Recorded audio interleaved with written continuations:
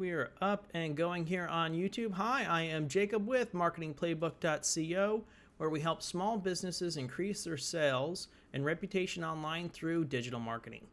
Now, we hold live hangouts here on YouTube, and we're starting to stream to Facebook too, to our Facebook group there. But we hold live hangouts every Wednesday at 2 p.m. Central, where you can ask any question around digital marketing, and we're going to go ahead and answer it live on air. Now, as our audience grows here, we're going to, and we get more and more questions coming in, we're probably going to try to limit it to the show topic. And any other questions you have, feel free and join the Marketing Playbook Facebook group. We also have our YouTube channel that you can subscribe to, and you can reach us and reach all of our social channels by going to the MarketingPlayBook.co website. And then up on top, you're going to see a link to community, and it's going to teach you how you can connect with our community that we have going on.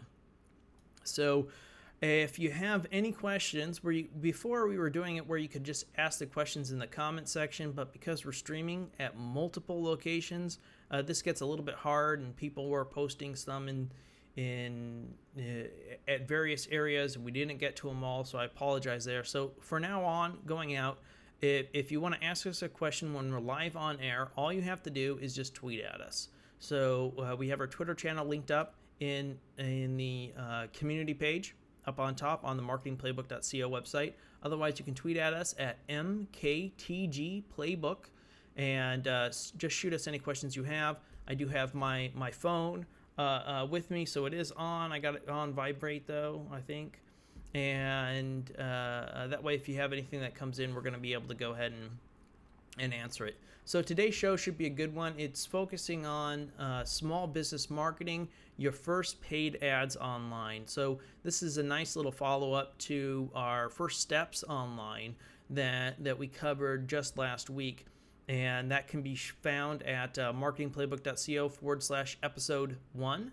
And then this will be able to be found at marketingplaybook.co/episode 2, or on our website. If you go under live hangouts, we have several live hangouts we've already done, and jam-packed with some really, really awesome stuff. So feel free and check it out if any of this interests you.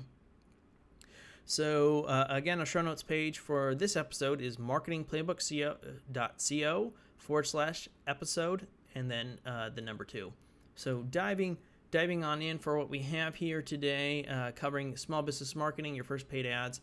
Now, I understand the frustration that a lot of small businesses have. Oftentimes when I consult with a company that's just starting up, and even those who have been in business for many, many years, a lot of them have tried some paid ads, and they just got burned and didn't work out for them. And oftentimes it's because there's a lot of things you got to do right when it comes to online marketing, especially when it comes to buying paid traffic. And oftentimes I'll hear businesses say, oh yeah, I tried Facebook ads. And we're going to get more into that on why your Facebook ads probably didn't work for you, especially if you're a small business in the service sector. And that's really what we're going to focus on with this particular hangout is small businesses who are in the service sector. Now, this doesn't mean if you're an e-commerce business that you're not going to get a lot out of it, because you will. A lot of this transfers over. But by us focusing on just those in the service sector particularly, we're going to be able to offer more advice that is actionable. And that's really what's important, is I want you to have some actionable information that you can take with you. So without further ado here, let's go ahead and get started. We have before you actually run any paid traffic, you need to make sure that your website is ready to go.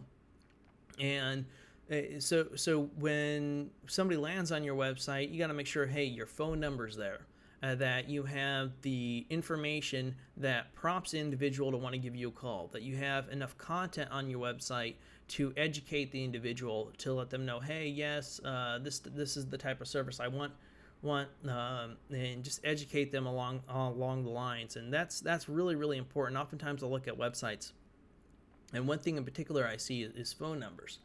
And in the service-based sector, pretty much 70% to 90% to 100% of your leads all come in over the phone. So when you have your phone number in that upper right hand corner of your website or way at the bottom, that's a big no-no. What you want is you want your phone number listed on every single page of your website, and preferably in the center of the page, and you want it big. You want it as big, well, maybe not full screen, but very, very large, so it's very, very prominent on the page. And that way, when somebody goes ahead and lands on your website, there's a far greater chance of them giving you a call because they see your phone number. And the same goes for putting a call to action underneath the phone number. And this is something that I've tried dozens of times and tested with quite a few businesses out there. And putting that call to action underneath your phone number can greatly improve the amount of phone calls that you get, because people by nature are hesitant to call a stranger. And think about this. If I were to go to you and say, okay, I'm going to have you cold call to do a cold sell somewhere, most of us are just get that gut feeling in our stomach, like, oh man, I don't want to do a cold call for a sales, promoting blah blah blah product. And while this isn't the exact same, it's that same type of feeling that people get. So it's really important to have a call to action there that helps to set people at ease. And so something could be as simple as call for your free consultation, call Jay's Auto to talk about your car issues, call Pete's Plumber to talk about your options. And these are all great options out there to really prompt and set the individual at ease to let them know, hey, you're here, and you're available, right? So moving on, again, just make sure that phone number is very, very present on your website.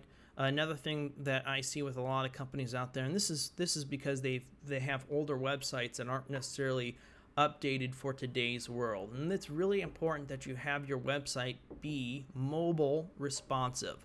Now, all that means is when somebody lands on your website with their smartphone, they're going to go through it and not have to zoom in to read your content. It's actually going to appear in a readable format on their phone. The images will scale down. Your phone number will be nice and big there. You can also link your phone number. So a lot of people don't know this, but you can have your phone number listed to where when somebody clicks it, it automatically dials on their phone. Well, maybe not automatically, but it prompts up. It comes up and says, hey, would you like to call this number? And the person says yes. So they don't even have to type in a phone number. It's just click it and they call you. And that's fantastic. And it's something that still to this day, 80 to 90% of a lot of service-based companies do not have that. And it's just these small little things that help prompt in people to give you a call. So I strongly recommend you add in that link. And if you go to the MarketingPlayBook.co /episode 2, that's the number 2. I'm going to have the code on the website that you can use, that you can just copy over to your website and use. It's a fantastic way of, like I said, just getting people to click through and call you. And the same goes for all the recommended reading material. It's going to be on the show notes page, so definitely check it out.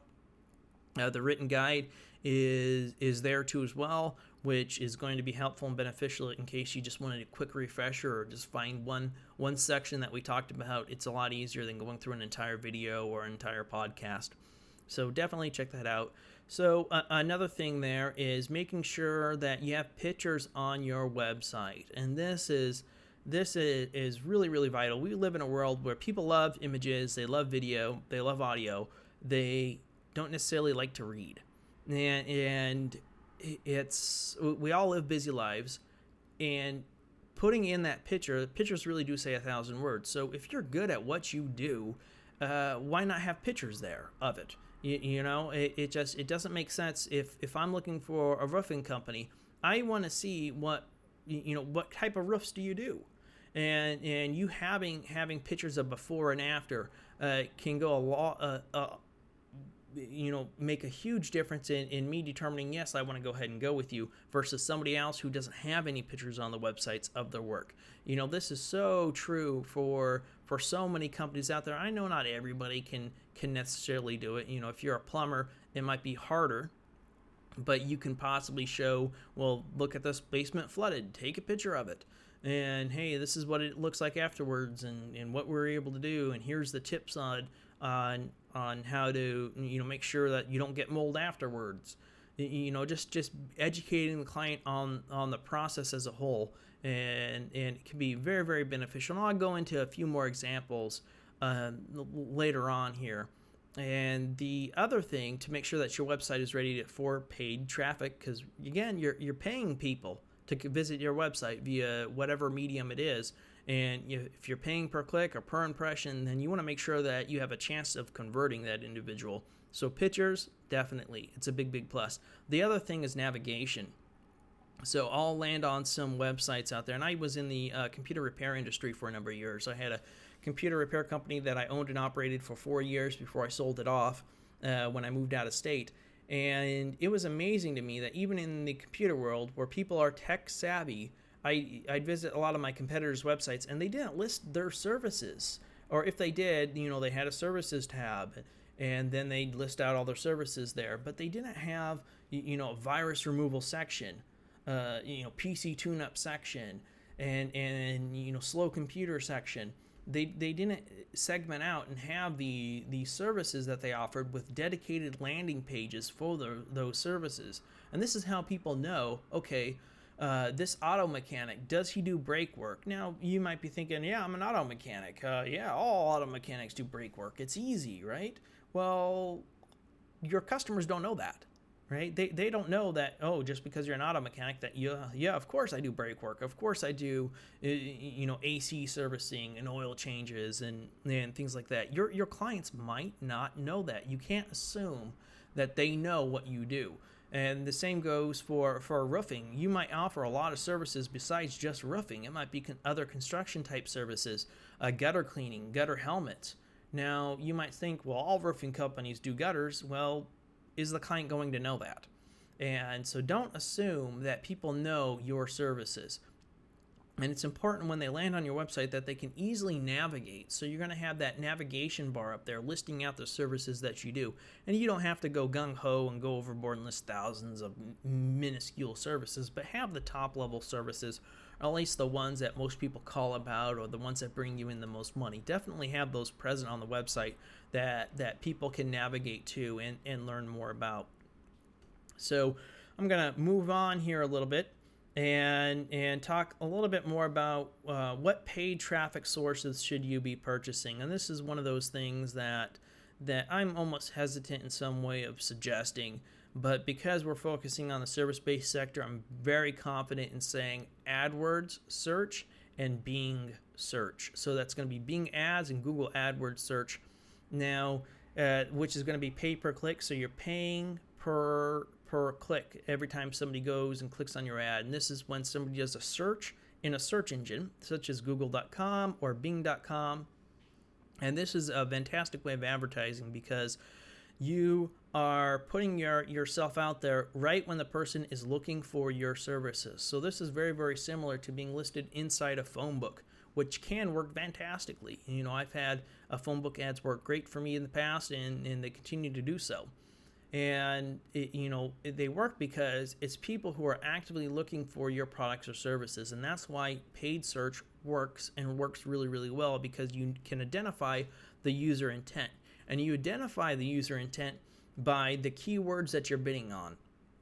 Now, a common mistake that I'm going to see with a lot of people is if I'm, let's say, an auto mechanic, and I might just bid, if I bid on brake repair, or new brakes, or whatever the terms are that I want to bid on, the individual just sends them to their homepage. You don't have a dedicated landing page for that keyword or that keyword grouping you might think of. And that's a big mistake. What you want to do is you want to send people to the highest relevant page on your website, which is the other reason why it's so important to have these main service pages set up. And so when an individual types in brake repair, then they see your ad, they click your ad, and they're taken to your brake repair page on your website. And that brake repair page is going to have pictures of before and after, and you're going to be there, and it's going to give you an opportunity to actually tell a story. So, just an example, I gave the brake repair example. You send them to the brake repair page. If you're a roofer, you might send, and somebody puts in, hail damage repair or something like that. Send them to your hail damage area of your website. And, that's a big keyword, hail damage. Except I live in the Midwest, right? Yeah, hail damage, right? It's a big one.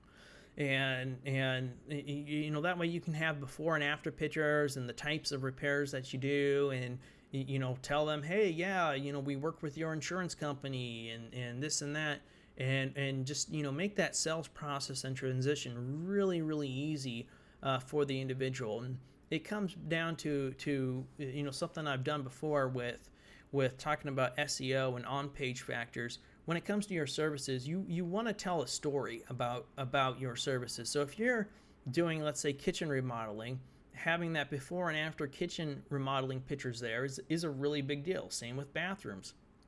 People get to see the quality of work that you do, and then you can also talk about the products that you use. So if I'm doing brake repairs, I can talk about, we use the highest quality brakes because brakes are an essential part of your vehicle, and safety is our number one factor. And put in those type of things that so people know, okay, well, you're not using the bottom barrel brakes, you're using good brakes. You can mention any guarantees that you have with your work. You can talk about the process of kitchen remodeling, and even go as far as to say, well, if you're doing your kitchen remodeling, here are some things to consider. You might not be able to use your kitchen for 7 days, or any factors that may come into play. Same goes with the bathroom, right? So there's a lot of concerns that people have, and you can try to address those on that page and address the main concerns. Tell a story about it. Hey, this remodeling job that we did in blah blah blah city took us 7 days. The total cost was $32,000. Put a price tag. Why not? That way people know what to expect when they call you, and you're going to get less tire kickers, and all around it can just help everybody out by listing that type of stuff. And so PPC ads, highly recommend. They can work fantastic. And if you've never done or set up any sort of PPC advertising, under our training section on our website, I went ahead and I developed a free course, 100% free, so you don't have to pay the $300 or $500 for a course that covers AdWords search. And I also have one on there right now. It's AdWords display, and we're developing other training courses too as well that walk you through the best practices of using each and every platform. Now, the videos are a little long because I could be long-winded at times, but you're going to get a lot out of it. And each and every guide has a written guide along with the video. So you can read the written guide. If you have questions, you can consult the video, and then you can go ahead and ask questions in the guide too under the comment section, or better yet, join our Facebook group. Right? We just launched our Facebook group here. We've got a few people who have staggered in so far, and we're looking at adding more and more. And really, it's a small business community where you can ask your digital marketing questions. And because it's a private group on Facebook, so you have to request to join, and then we'll approve you. And once you're approved, you're going to be able to share a bit more about your company, because it is private, because it's not shared publicly. Now, if you have something publicly, you can probably join our Google community, and you can ask a question there. I have more information on that on the community page at MarketingPlayBook.co. So moving on here, we're going to go ahead and talk about remarketing next, right after I take a quick sip of water here. So I talked about remarketing before in a hangout that we did, which will be under the live hangout section of the website. And remarketing is the process of retargeting visitors who have already visited your web page. So if somebody types in kitchen remodeling and they land on your site to your kitchen remodeling page, then you're going to be able to put in code on there to remarket to that individual. And this is how I recommend most people get started when using, let's say, AdWords display or using Facebook, is to use remarketing pixels. And then you're going to be able to kind of follow that person around. If you've ever visited Amazon before and then left Amazon's site after you looked at a particular product, you're going to see that product ad everywhere you go online, right? That's Amazon for you. That's what they do. And you're going to be able to do the same thing. And you don't have to do it to the extent that they do, but by having that remarketing pixel on your site, you're going to be able to kind of follow that person around and say, hey, feel free and come back and educate them along the process of kitchen remodeling through display ads or through Facebook advertising. And so it's a great way of getting started. And we're more than happy to help you out too. So hey, just ask your questions in the private Facebook group, and we'd be happy to help you get started. Or we got a lot of training material on the MarketingPlayBook.co website too as well. That'll help you get up and going. So with Facebook advertising, it's a bit different, and this is something that I alluded to at the beginning here of the show, was talking about how a lot of people have tried Facebook and they failed at Facebook. And that's because they've really done it wrong. They're trying oftentimes to sell their product or service directly to people who aren't necessarily interested in those products or services. And that's not what Facebook is about. Now, Facebook's more about sharing and about community as a whole. People don't go to Facebook to look at brake repair. It's just not going to work for you. But what you can do is you can still target interest-based groups, and you can still target, I'll go back to the kitchen remodeling. So you might want to target, let's say, females who are homeowners between the ages of whatever your demographic ages are, and show them pictures of kitchen remodeling jobs that you're doing. Now, that type of content is going to be liked and shared. That's what you want. You want content on there that people are going to like and that they're going to share with others. And kitchen remodeling is a big deal. And people will share that. If they like the kitchen and like, oh, wow, that looks really cool. I like this. And you're not doing it necessarily to get the sell then and there. Now, yes, that page is going to link back to your website. And where you can have a lot more pictures. It's going to educate the individual about your products and your services. But the main thing is you're going to be branding that. And when it comes time to those individuals that you're targeting within that set demographic range, and this is over the course of 6 months or 7 months, you're going to find that when somebody does want their kitchen remodeled, they're going to think of you. They're going to think of you because there isn't anybody else who is remarketing them or who is actually targeting them for kitchen remodeling. So by you being present in front of them, they're going to know your brand name, and they're going to think of you when it does come time for them to use your service. And like the same's going to go when they talk with their friends. So, oh yeah, I'm thinking of getting my kitchen remodeling. Oh wow, I saw these pictures on Facebook. Oh, check it out. I love this one kitchen that was done. Let me go find it. And so they're going to be able to go back to the news feed and look for the kitchen and look for your website. And that's really how you're going to land customers through Facebook. It's very unlikely that you're actually going to just get sales off the bat.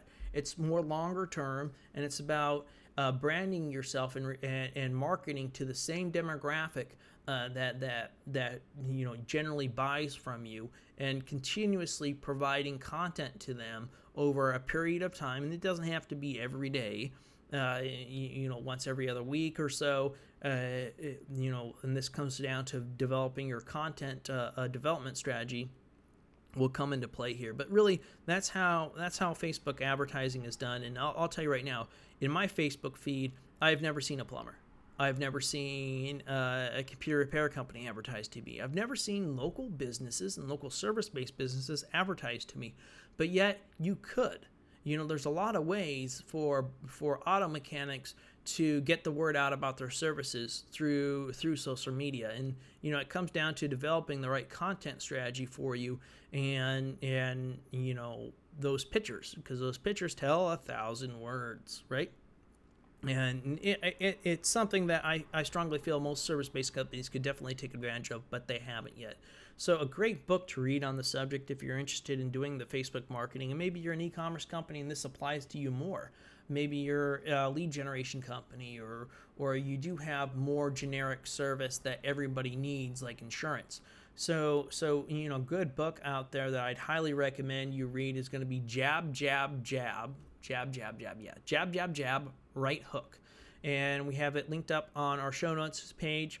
And I'm going to read to you just a few quotes, 3 of my favorite quotes from the book. And so the first one's a little long, but we'll get through it. So here we go. Quote number 1.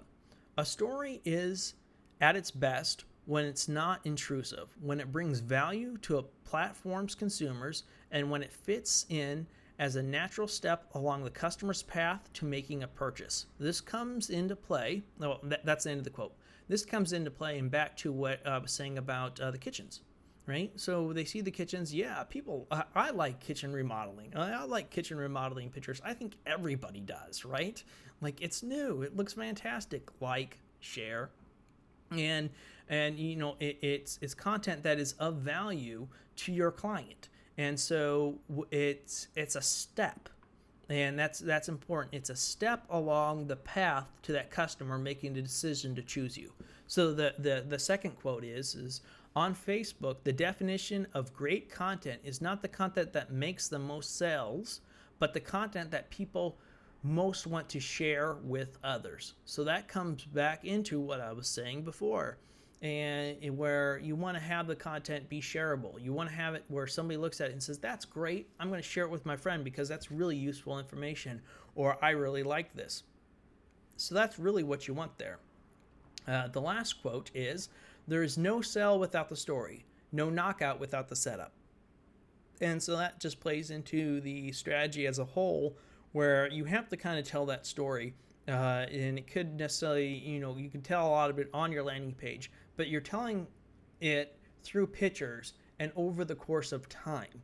And that's where a lot of people are going to fall short, is they're not, they might be casting too wide a net on Facebook.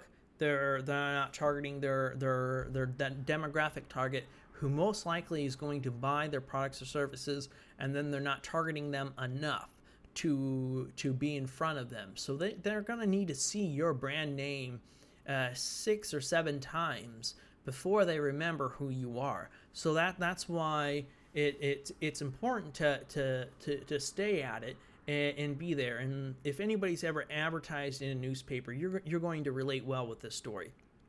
And when I first started my business, I couldn't get in, and this is years and years and years ago, really before. I mean, the internet was there, but it just wasn't there to the scale it was today. And I couldn't get into the phone book for like another 6 months for one, and the other one was like 8 months away. So I had to survive for 8 months without really having any ad in a phone book. So I turned to the newspaper, and I put my ad in multiple places in the newspaper. And the first week I didn't get any calls, and I was a bit frustrated. And then the second week I got 1 call, and by the 4th week I think I was getting maybe 2 calls, but it backed out for me, and I was able to make a little bit of money off of it, but still it wasn't much. And I was like, oh, there's no way for me to survive on this. And I called up the newspaper, and I spoke to the guy I spoke with before who sold me the ad. And he said, you know what, when it comes to the paper, you need to be in front of them multiple times. So people are seeing your listing, they're going through, they know you're there. Now, if you stop and granted, he was a good salesman too, but he said that if you stop advertising, what will happen is when that person goes and thinks, oh, my computer needs repaired, they're going to pick up the newspaper and look in that section for you. And if you're not there, you're going to lose the sale. So it's about being there multiple times over the course of time. And it made sense. I already made some money before, so I stuck with it. And yeah, he was absolutely right. Over the course of several months, that's really how I grew my business initially. So it was just through repetition of people knowing where I'm at, where I'm posting to, and retargeting the same people over and over and over and over again.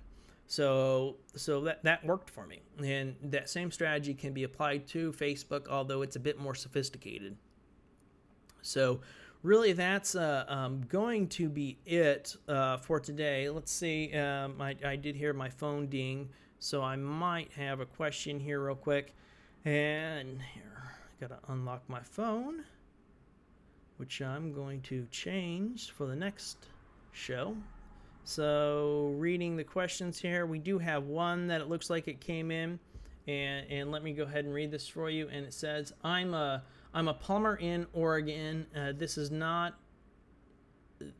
There is not a lot of competition in search engines. What would you recommend? So I don't know if you're a new company or not a new company, and that's going to be Brent. So yeah, Brent, I don't know if you're a new company or not, but you mentioned that there's not a lot of competition in the search engines, and that's fantastic if there isn't. So what I would really recommend is focus on the on-page factors first of your website.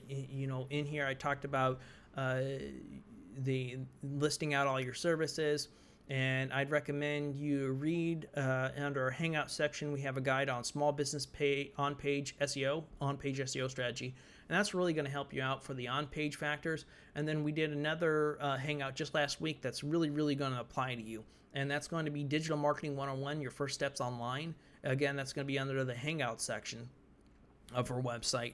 And what that's going to do, so you got the first one, which is SEO strategy for on-page factors. If you nail down your on-page factors, chances are you're going to get some Google love, especially if there's not a lot of competition out there in your area. The other thing is with the small business digital strategy, your first steps online, that is geared heavily again towards service-based industries. So it's going to list, because you're local, you're going to be able to list yourself in a lot of directories. And those directories are going to be like Google Maps and Bing Maps. And all of those are going to link back to your website and to your profile online. And that's going to be really powerful because there's not a lot of competition. So with there not being a lot of competition, just doing that might get you to that number one spot. Now, I don't know. You might have to do additional off-page SEO. You could always do a few videos here and there because you're our service-based industry, and those show up really well, especially for local keywords. Plumber in ABC city can work fantastically. So that looks like that's the only question I had that came in. Again, you can tweet at us. The tweet is going to be at MKTG Playbook. And that's also going to be under the community page as well. So you can connect with us there on Twitter and ask any questions you have, or join our private Facebook group or any other group that we have through the community page on the MarketingPlayBook.co website. That is going to wrap up today's show. So we don't have the topic yet for next week. I'm working on it. We're live every Wednesday at 2 p.m. Central Standard Time. And I've been committing to it. And it's been hard, but I've been able to do it each and every Wednesday for the last 2 months, so I'm planning on a show next week. Now, here's the deal. I might not be there. If I'm a no-show, I have a good reason, and that reason is my wife is now full term, so we are expecting a baby girl here really any day, so any day from now to 2 or 3 weeks from now. So if I'm not on, I'm probably at the hospital. So that's just it. But I hope to be on, and I already I'm not gonna ask my wife, hey, can I leave to do the show? It's not gonna work out well, right? So that's gonna be it for today's show. I hope you got a lot out of it. Feel free and join our YouTube channel. Just hit the subscribe button, and it all helps us out. Till next time, take care.